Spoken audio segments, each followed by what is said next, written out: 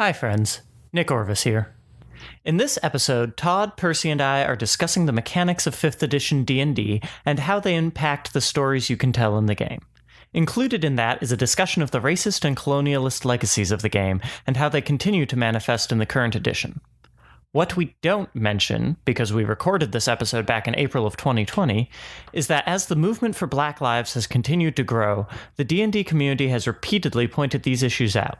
And on June 17th, 2020, Wizards of the Coast released a statement titled Diversity and Dungeons & Dragons, outlining ways that they hope to improve the game's representation of racial diversity and real-world cultures. Now, the statement is only a statement, and you can read it on their website. Nothing that we discuss in the episode is any less true now than it was when we recorded. Still, we hope that Wizards is beginning to do the serious work that needs to be done to make their game truly welcoming for everyone. And now, on with the episode.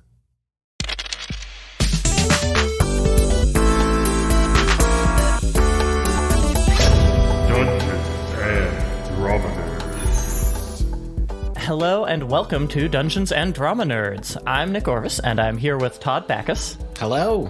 And with Percy Hornak. Hi.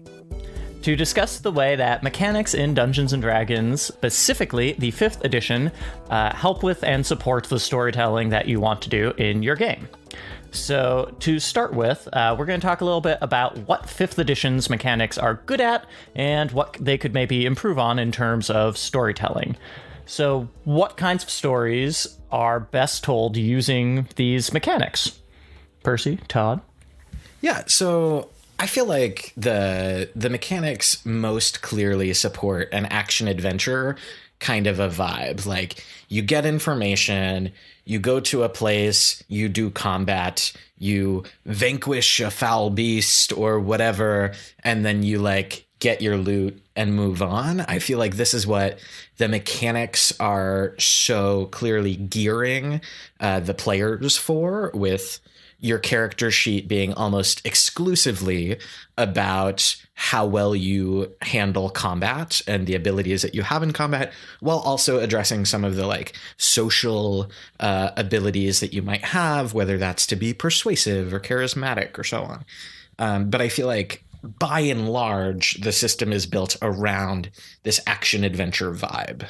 I don't think you're wrong, but I think that was a spicy way to dive into that.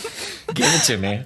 I somewhat disagree, if only because I think, at least in 5th edition, there are entire subclasses that are based less around combat. Like, for example, the Glamour Bard subclass is built almost entirely around charm spells, which are not are useful in combat. But actually, I'd argue they are not useful in combat because they kind of are predicated on everybody else in the party not fighting the person that you're charming. But I think the origin of D&D is very much geared toward going through a dungeon and killing monsters and finding loot. But I think the game has expanded somewhat. And while the mechanics are not necessarily the smoothest for social encounters, I think that is more because it is hard as people playing the game to find the balance between how to employ the mechanics and also how to balance that with role playing. And I think it's less about the mechanics themselves. I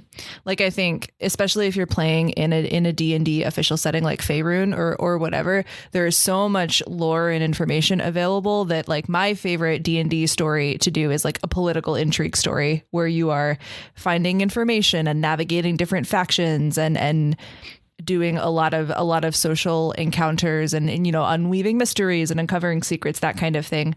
I also think the D&D has a lot of mechanics that are not often used that have to do with survival. I am guilty of not tracking things like encumbrance and how much ammunition I have because that is boring and not fun. But I think D&D is well equipped for people who are interested in that kind of story. I think D&D has a ton of mechanics that are good for stories about having to ration your supplies and hunt for food in the wilderness.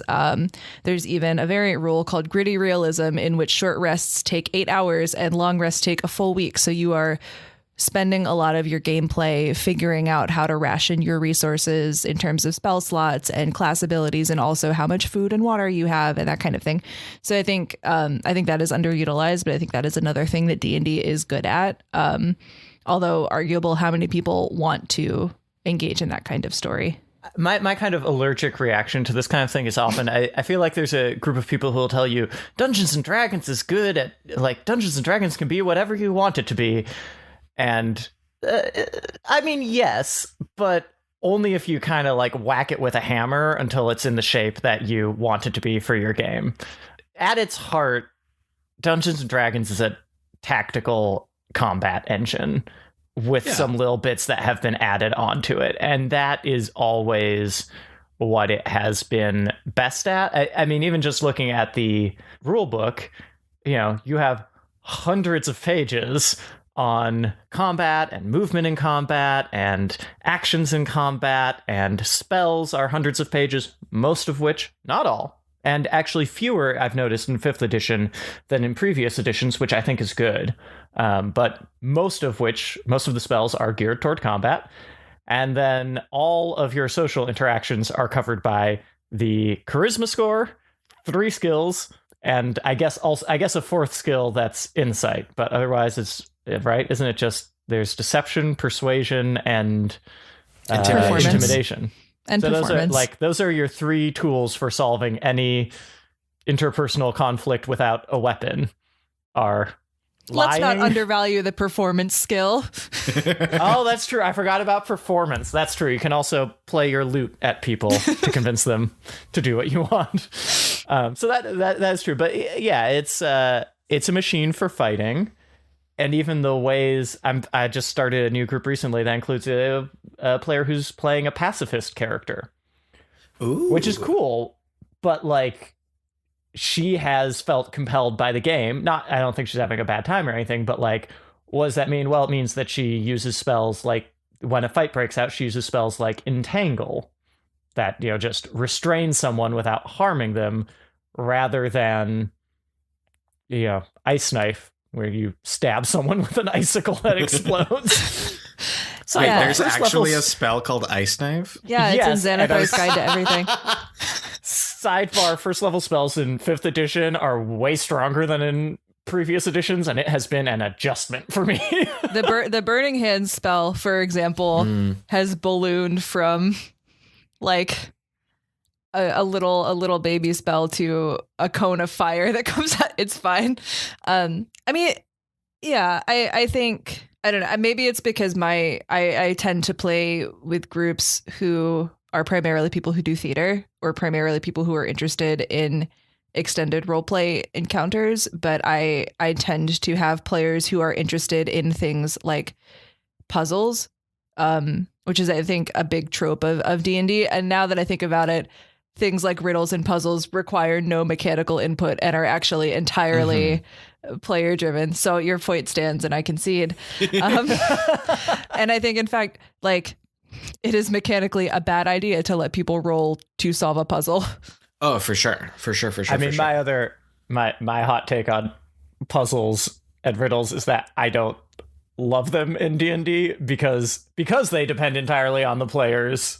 My only experience of riddles and puzzles, because there's no mechanical support for them, is either like you present it and immediately one of the players is like, "Oh, I get it," and it's over. Or in which case, was it worth it? Or you present it, and then 4.5 hours later, you're like, you know what? Here's a really ham-fisted clue as to what the explanation is, because nobody's getting it. The actual solution to this problem that I have found as a DM is one of 2 things, which this is a tangent and I apologize. Either I have given players a literal puzzle to solve and timed them doing it. And then in fiction, we said, okay, that's how much time it took you to solve the rune door or whatever. Or I will present them a puzzle, and then as soon as they have figured out something that sounds interesting to solve it, I will tell them that it worked, as opposed to having predetermined, like, this is the answer. I will just wait for something that sounds good and be like, that sounds good. Well, so yeah. Yeah, go ahead. In the campaign that I'm working on right now, my players wanted to do like a heist.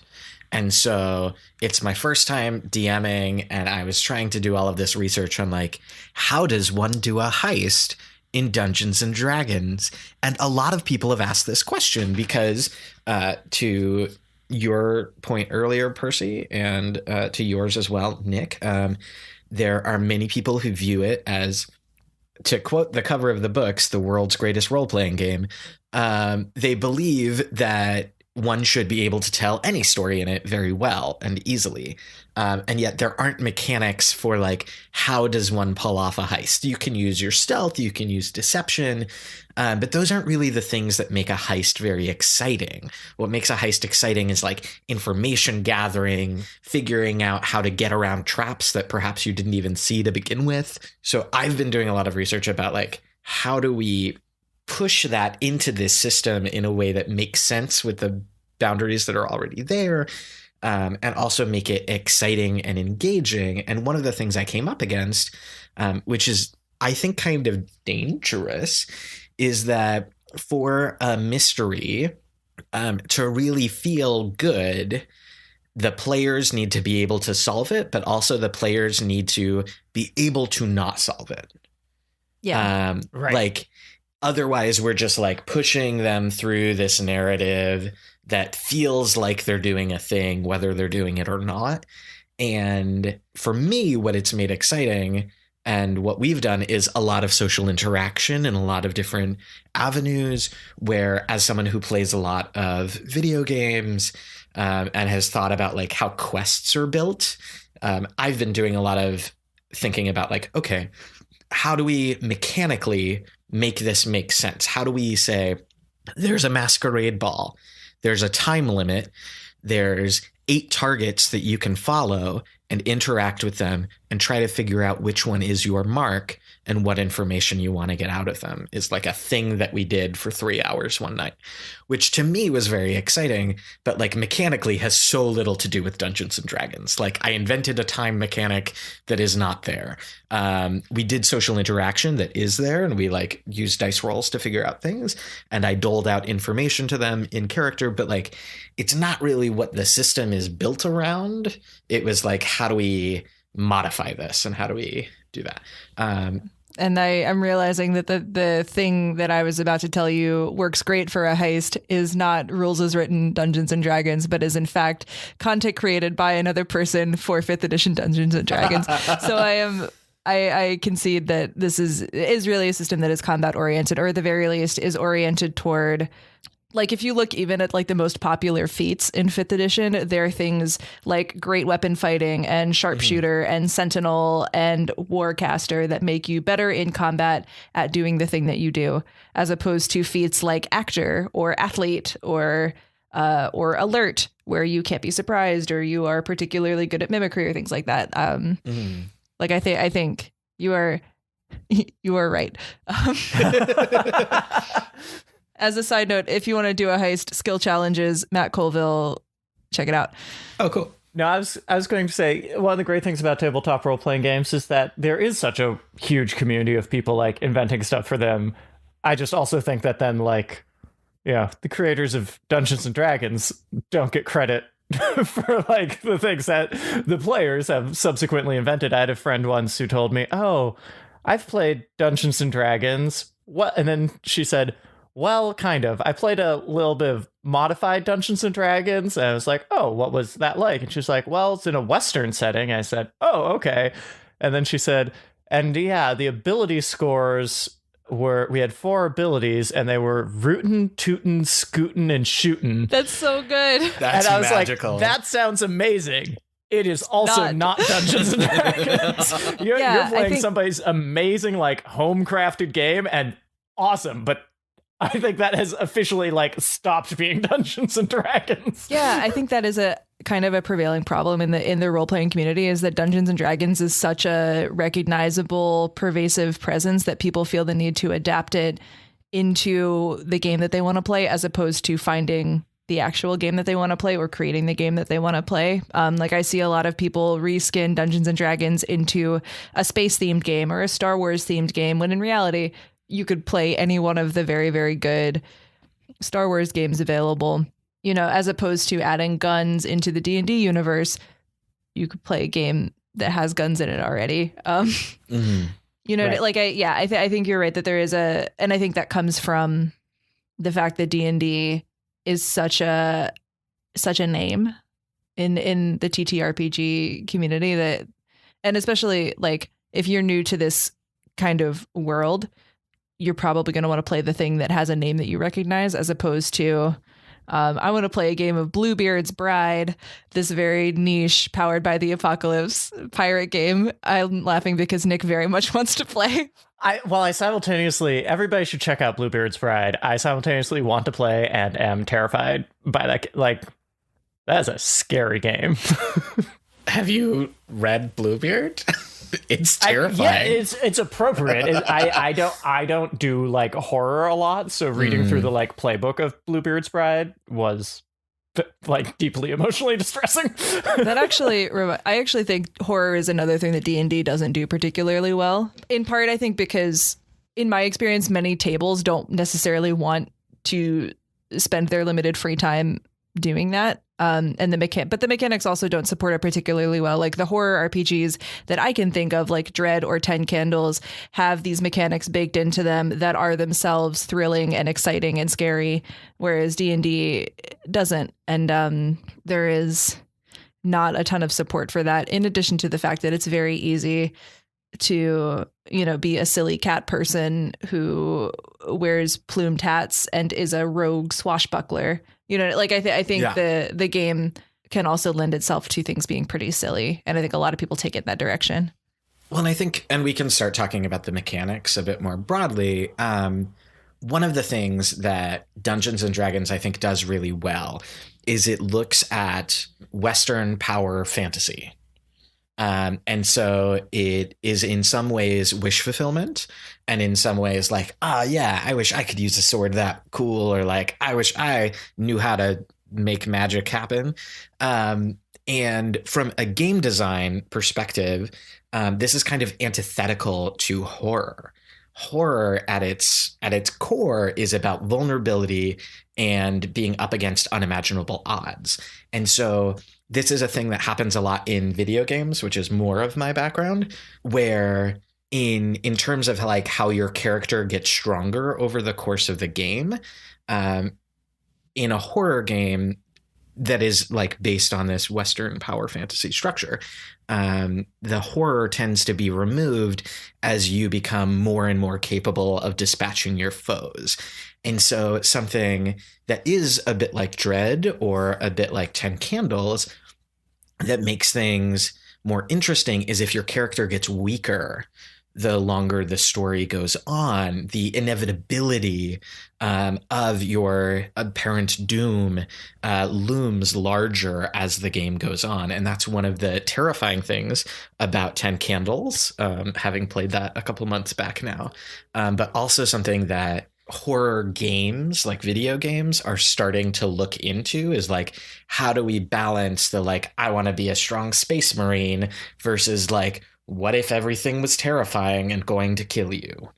Yeah. And I think that has to do also with objectives, because like, as we've said, D&D is very often, there's rats in my basement, I need you to go kill them and I'll give you money for it. Whereas if you look at, because a thing that what you were talking about reminds me of also is Call of Cthulhu, which has this sort of ongoing, the more you exist in that world, the more likely it is that you will lose your sanity. The thinner the division between the terrifying world where all of the scary shit resides and the world that you're living in gets thinner and thinner and overlaps more and more.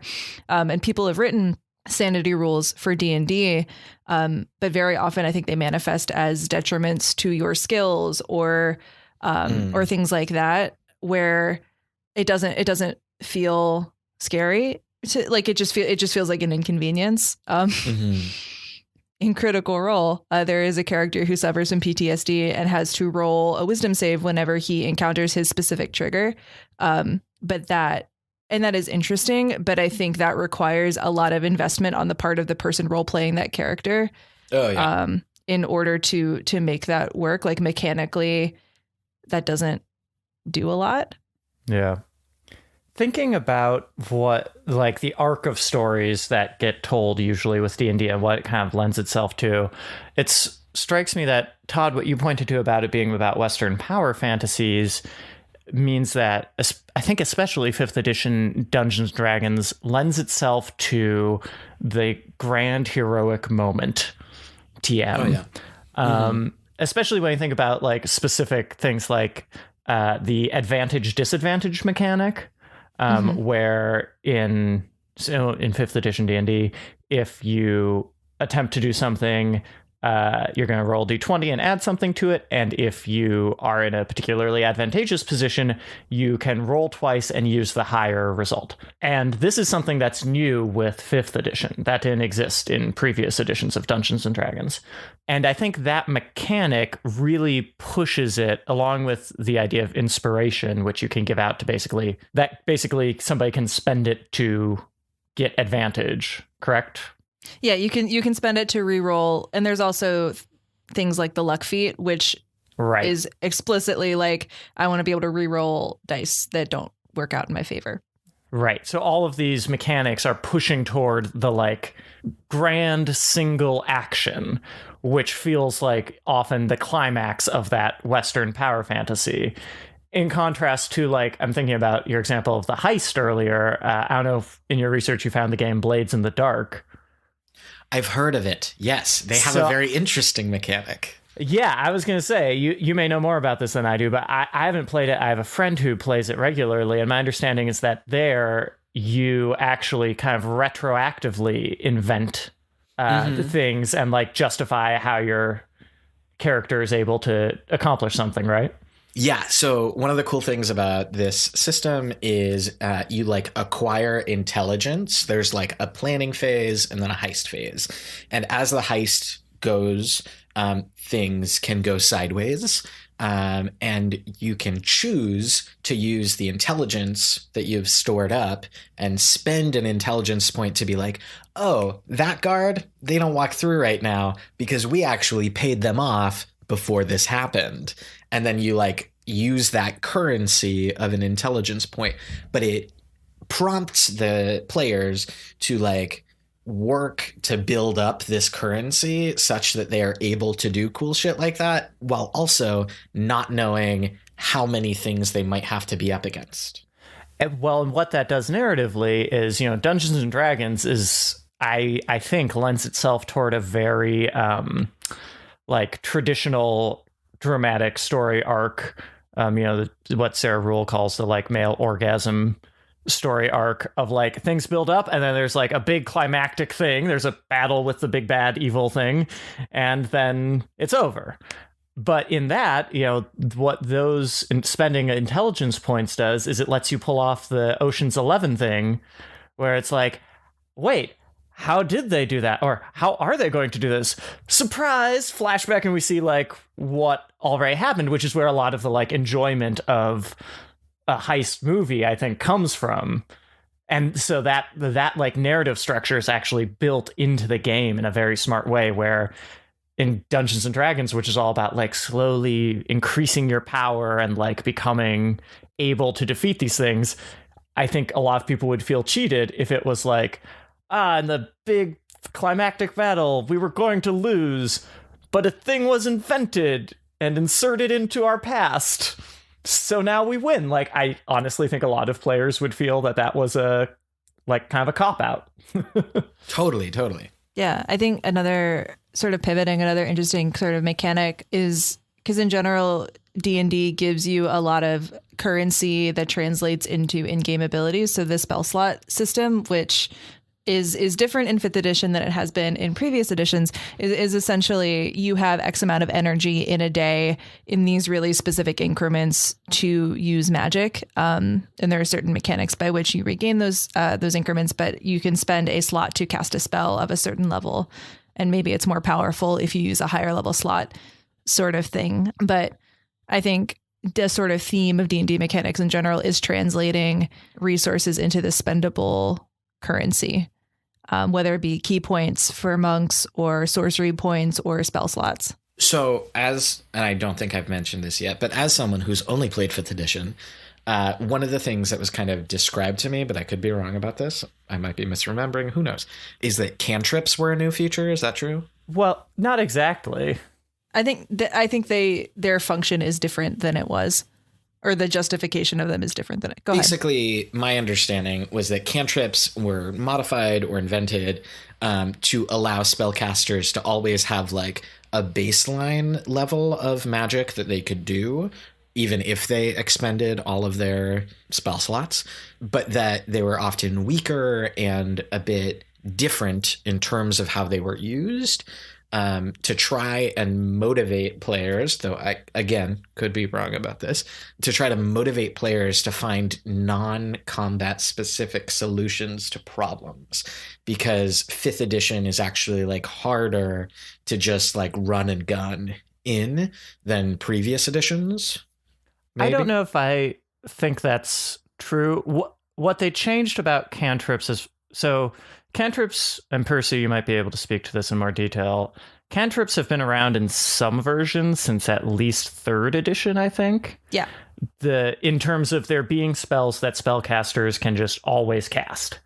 The main difference, in my view, coming as I am from kind of like 3.5 and a little experience in 4th edition to 5th edition, is that in 5th edition, the cantrips are actually much more like powerful. Yes. You know, in 3.5, say, one of the cantrips was like acid splash. So no matter what, if you're a wizard and you're in a pickle in combat, you can always cast the spell that shoots a little thing of acid at your foe.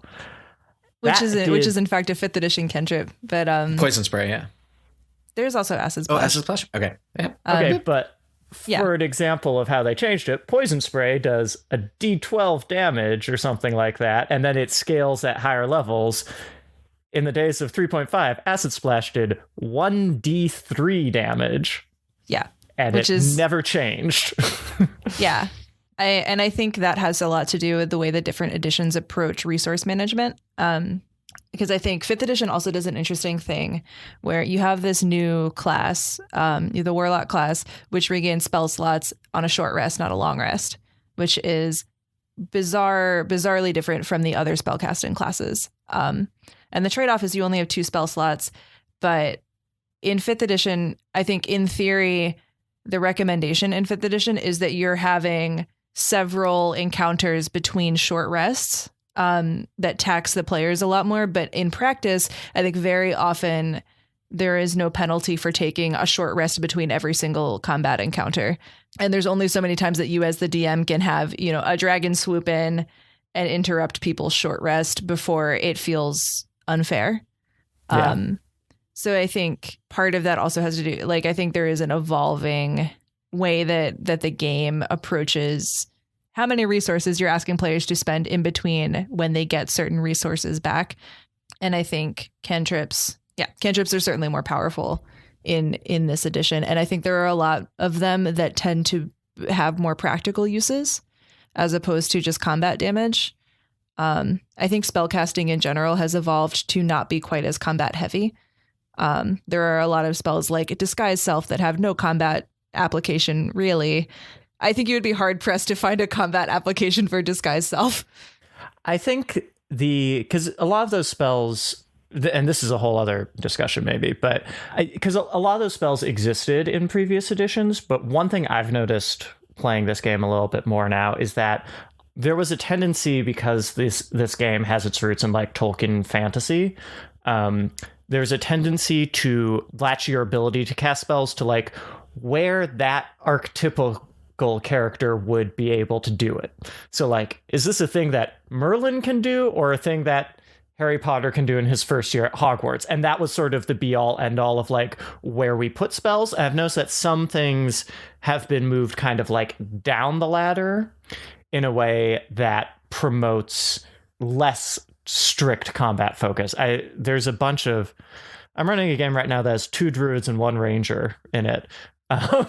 So they talk to every animal, but one thing I've noticed is that they have the resources to talk to every animal, and in a lot of older editions that was something you often couldn't do until you were at least like a couple levels up there. But now, because it's something that's available at first level, I feel like players are like, oh, this is a thing, like this is a tactic I can use. Whereas if you spend your first 3 levels with your only solution being stab it, then that's what you're going to default to in the future. But I also think that's interesting. You have cantrips like thaumaturgy or prestidigitation, which a lot of people write off as useless. And my hot take is the only useless cantrips are True Strike and Blade Ward, which are useless. But I think it's nice that you have so many options that encourage creative solutions to problems, because there are, I think you have to be intentional about finding an application for making your voice boom 300 times its normal volume, but that can also be super useful. Yeah, it's incredibly useful when you're trying to roll intimidation and you're out of spell slots. Yeah, as a warlock. Yeah.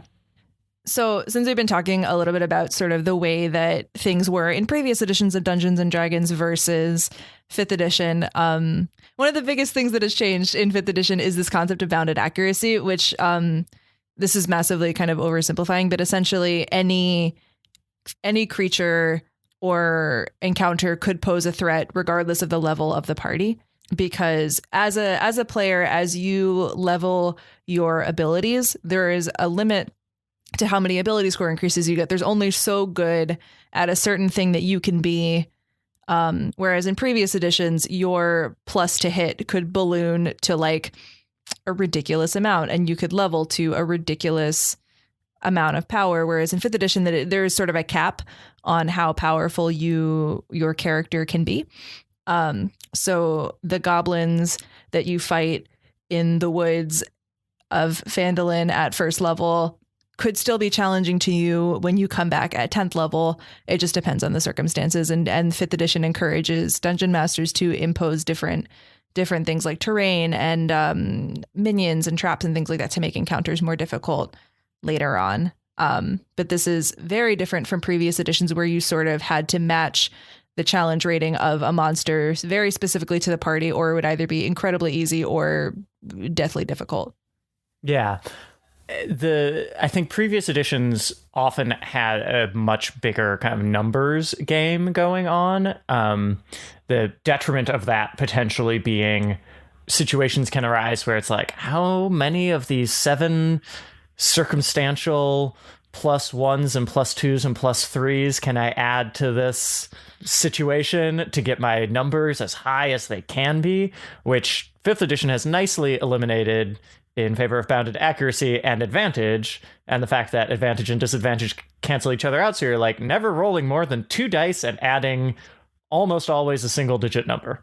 Whereas back in like AD&D in 2nd edition, you were rolling every roll for your armor class based on like how you were standing and the way the wind was blowing, and like all like you were every single roll to hit was an equation, like a very complicated calculation to figure out based on a whole bunch of different circumstances. So like as a 5th edition player, the only time I feel this ever comes up is when our rogues are trying to determine if it's a sneak attack. So is that what you're saying? Is that like the situational, like, because this is all I've experienced. So the only time that like positionality and like, oh, this person's 5 feet away from me and therefore I have advantage on this blah, blah, blah. And it's a sneak strike or whatever. Well, for example, if you think about the flanking rule that gives you advantage if you're flanking with somebody in a game system without advantage and disadvantage, that becomes a different thing that is a lot more of a numbers game. And I don't remember exactly what the old flanking rules were. Totally. So it's also the big secret that I feel like 5th edition D&D doesn't advertise to people is that it's secretly a proficiency gateway system, not a numbers game. I think the better example is in 5th edition D&D, you have this proficiency bonus, and then you just get to add that to the things that you're proficient in. Great. But that difference is so much relatively greater because all the numbers are smaller that is the main determiner of your character. Whereas in 3.5, say, the thing that is distinctive about the fighter in 5th edition is that it gets proficiency in all weapons and all armor, and then they get these special kind of like maneuvers they can do. In 3.5, one of the things that was distinctive about the fighter is that at every level, their attack bonus increased by 1. Like every single time. And that's alone before you factor in things like, did I get to increase my strength score, which is also factored in at this level as well.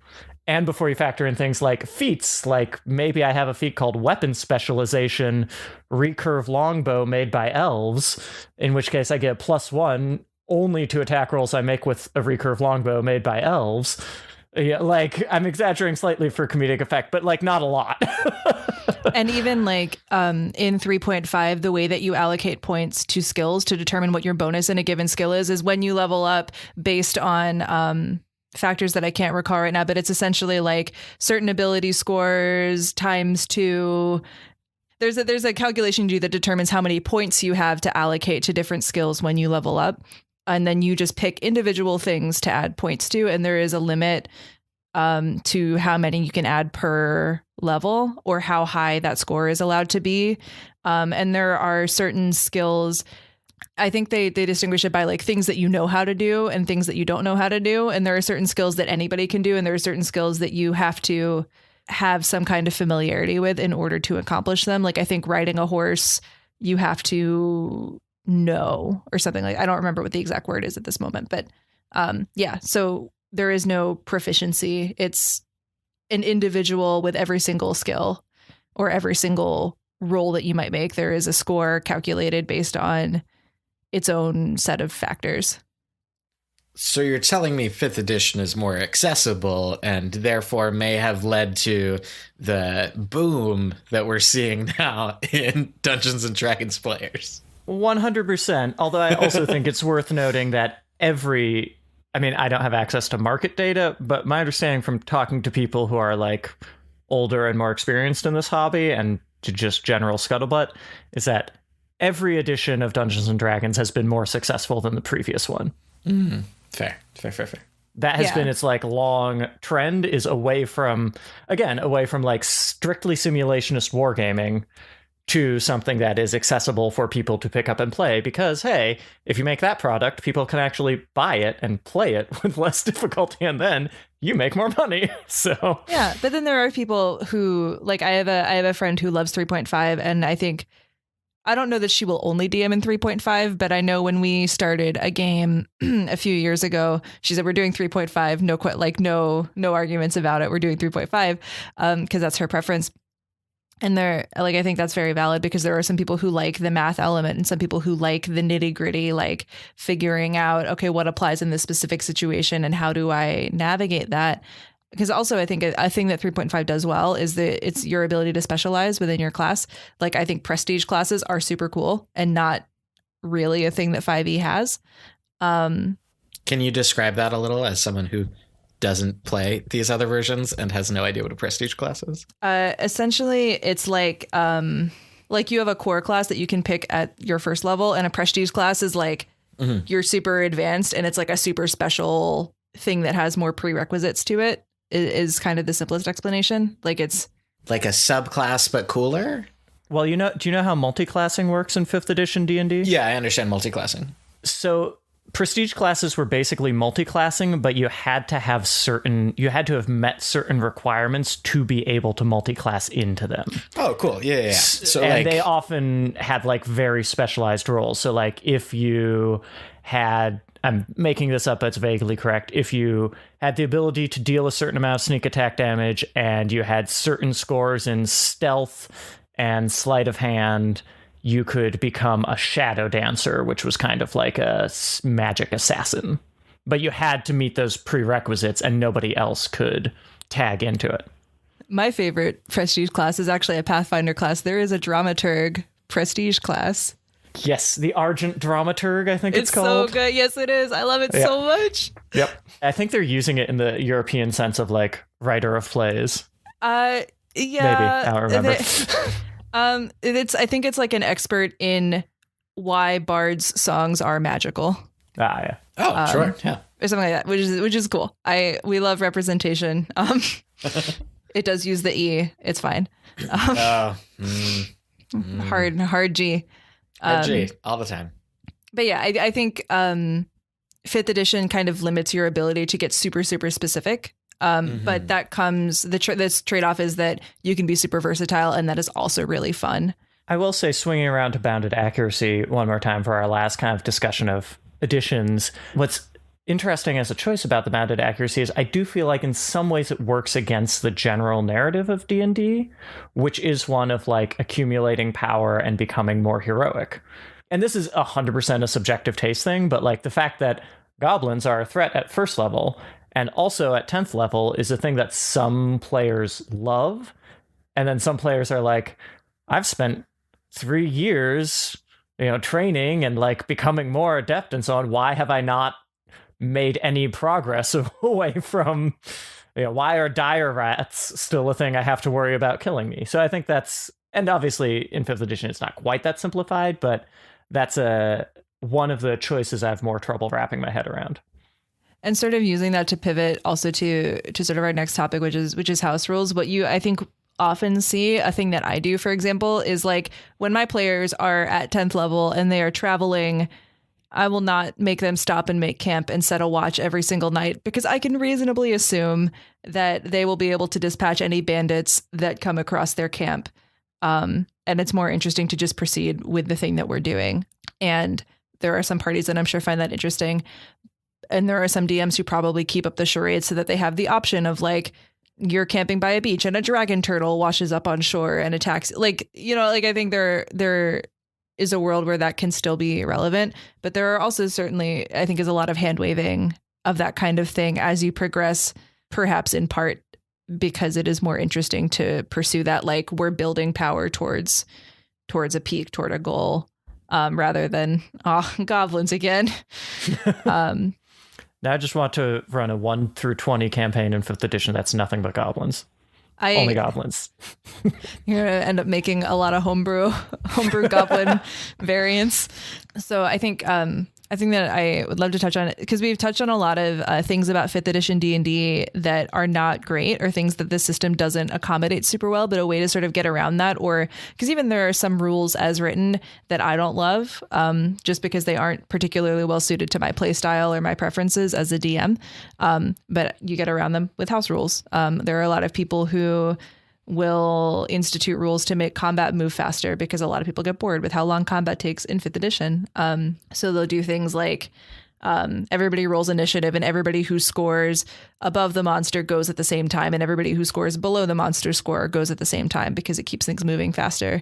Stuff like that. Like, I think that is a really cool option available in terms of just the game is set up in such a way that you can pick and choose what you want to do. And there are a lot of variant rules. There are a lot of things that are in place and tools available to help you tailor the game to your table. Yes. And I think that it can't be overstated that accessibility and ease of play for new players and for people to like take and tinker with is one of the best things about 5th edition D&D.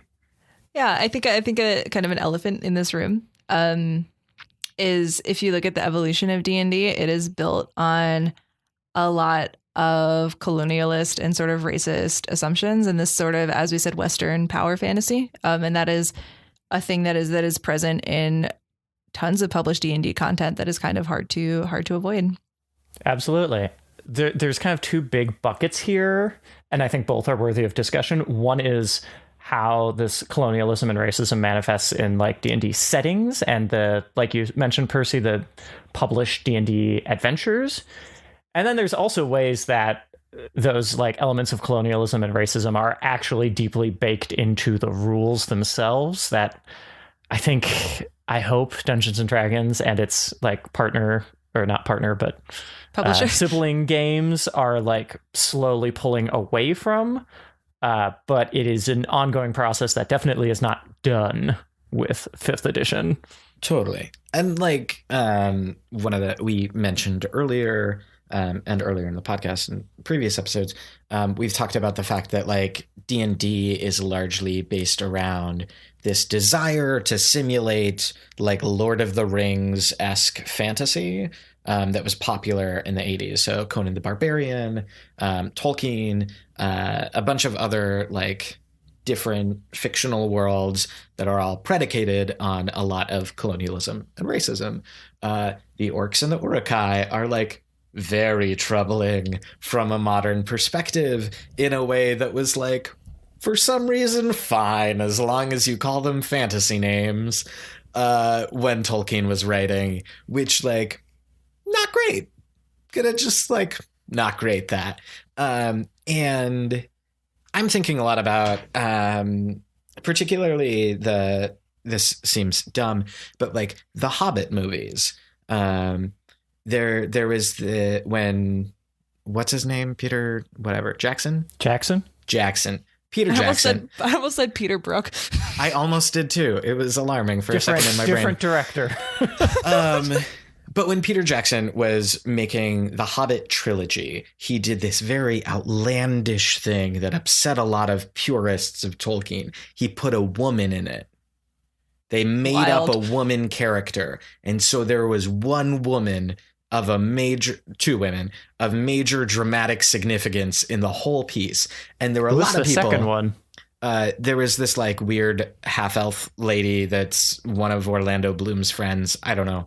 It's a long time since I've seen this. But the thing is, exactly. The thing is that like there's expectations that we have about narratives, even if they are rooted in something that came before, that we have expectations that like we will match the timbre of the age and like where we are as a society now. And there's a lot of people who will still like pull against that as purists, not because they are necessarily coming from like a racist ideology actively, but are entrenched in like what that particular idea or moment or experience was for them as a young person. And so like if you say, hi, the Lord of the Rings is incredibly racist, there's a lot of people who will get their hackles up about that. And in a similar way, saying like Dungeons and Dragons has a lot of terrifying and like really upsetting stereotypes and tropes that are based on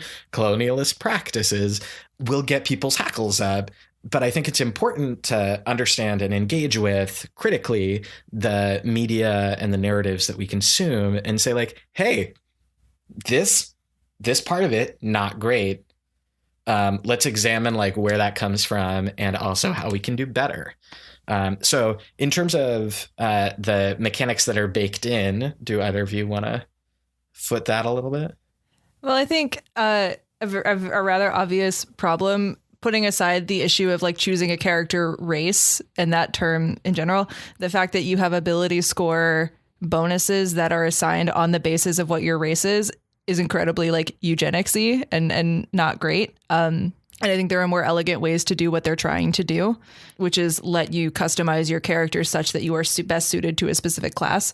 But I think, I think the way that D&D handles race in general is a little clunky beyond just that. Like, I think if you look at the lore, there is a sort of expectation that there are some races that are more quote unquote exotic or more likely to not be accepted. And I think that is an issue that you can certainly encounter in your game if that's something that your players want to explore.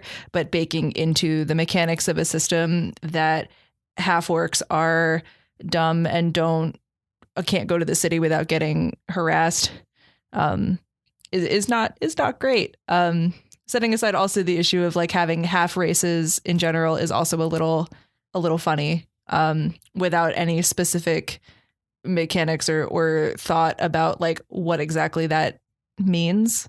Yeah, I think the one you just pointed to, Percy, that's the big, probably the single biggest and most deeply entrenched problem in the mechanics of the game is those racial ability score modifiers, which are, like super eugenics-y and I think have to be done away with at some point somehow. I think the challenge and this is something that I find myself thinking about, and this is a little bit of a challenge from a lore perspective too. The challenge is, how do you keep the game accessible while not perpetuating these tropes? And I'm confident that this is possible. It's just not what D&D has been set up to do, because, you know, I think the reason those things are enduring beyond the racism is that a game that gives you Lego blocks to play with is a lot more easy for people to get into than a game that gives you instructions on how to build a biplane, like from scratch with your hands. So that's, you know, a lot of people have proposed things like expanding the backgrounds and making your, I'm just going to say species, because generally that is what Dungeons and Dragons is actually talking about when it talks about quote unquote race. It's not talking about ethnicity or any way that we talk about race in the real world. But like making your species something that has no effect on your ability scores, and instead saying, okay, before you started adventuring, were you a soldier? Great. Then maybe you have bonuses to strength and constitution, because, you know, that is something that is part of your lived experience, not something that is inborn in your blood in this very, very gross eugenics racist way. I think another sort of thing that is sort of baked into the system, and this sort of also ties to like published settings and things like that, is that Dungeons and Dragons like will often rely on stereotypes of other cultures.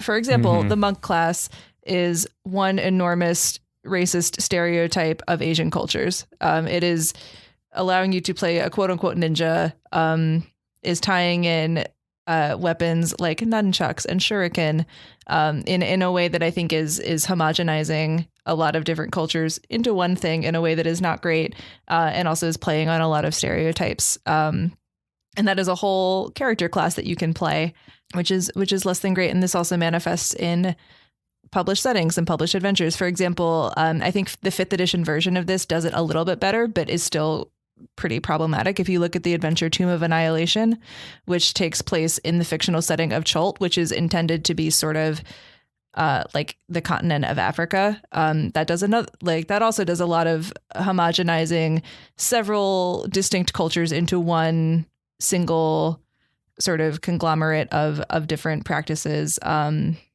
All of the native languages spoken on Chult have clicking in them, even though there are a wealth of languages spoken in Africa, not all of which contain clicking. Like there are a lot of, there's a lot of frankly laziness in terms of how these things have been constructed in an attempt to be diverse and represent other cultures, but it is actually just harmful. And one of the challenges I think Dungeons and Dragons specifically faces with that, and this is not to excuse it at all, to be clear, but but one of the challenges that a game that Dungeons and Dragons faces that, for example, indie tabletop RPG gamers don't, is that they are dealing with both a customer base and a kind of established lore that goes back to the like 1980s or whenever it was that Ed Greenwood first like imagined the Forgotten Realms, which then became Faerun.